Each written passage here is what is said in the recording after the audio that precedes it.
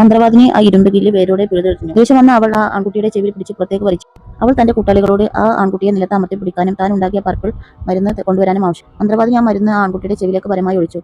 ഒടുവിൽ ആ ആൺകുട്ടിക്ക് പോലും മന്ത്രവാദിനിയുടെ പിടിയിൽ നിന്ന് രക്ഷപ്പെടാൻ കഴിഞ്ഞില്ല. അവൻ ആ മരുന്ന് ഒഴിച്ചതും അവൻ മേലേക്ക് പറക്കുകയും ചെയ്തു. ഈ സീനിൽ നമുക്ക് ഈ കുട്ടി ഒരു എലിയാവുന്നത് കാണാൻ പറ്റുന്നു.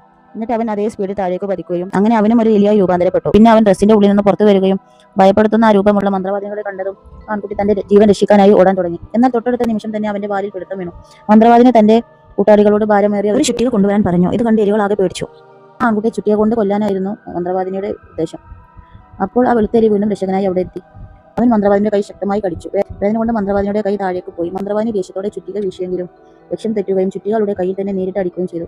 ആകെ ദേഷ്യം പിടിച്ച മന്ത്രവാദിനി തനിക്ക് ആവശ്യമുള്ളത്ര നീട്ടാൻ കഴിയുന്ന തന്റെ കൈകൾ അവൾ ഉപയോഗിച്ചു. പൈപ്പിനുള്ളിലുള്ള എലികളുടെ പിന്നാലെ അവൾ പരക്കം വന്നു. ഓടുന്നതിനിടയിൽ എലികൾ പൈപ്പിന്റെ ഒരു മൂലയിൽ എത്തിപ്പെട്ടു. അവിടെ നിന്ന് മുന്നോട്ട് പോകാൻ യാതൊരു വഴിയില്ലായിരുന്നു. കൃത്യം ആ സമയത്ത് അത് അടിച്ച എലി ഒരു ചാട്ടം ചാടി. അപ്പോൾ കാൽക്കീഴിലുള്ള ഇരുമ്പ് പ്ലേറ്റ് തകർത്ത് അവർ താഴേക്ക് പതിച്ചു. അവരങ്ങനെ രക്ഷപ്പെട്ടു. മന്ത്രവാദിനിയുടെ കൈ വേഗത്തിൽ കറങ്ങിക്കൊണ്ടിരിക്കുന്ന ഫാനിന്റെ ബ്ലേഡുകളിലേക്ക് നേരിട്ട് ചെന്ന് പതിച്ചു. കൈ മുറിയുകയും ചെയ്തു. മന്ത്രവാദിനി വേദനയോടെ പെട്ടെന്ന് കൈ പുറകോട്ട് വലിച്ചു. മുറിവേറ്റ് രക്തം ഒലിക്കുന്ന തന്റെ കൈകളിൽ നോക്കി മന്ത്രവാദിനി ഉറക്കെ കരഞ്ഞു.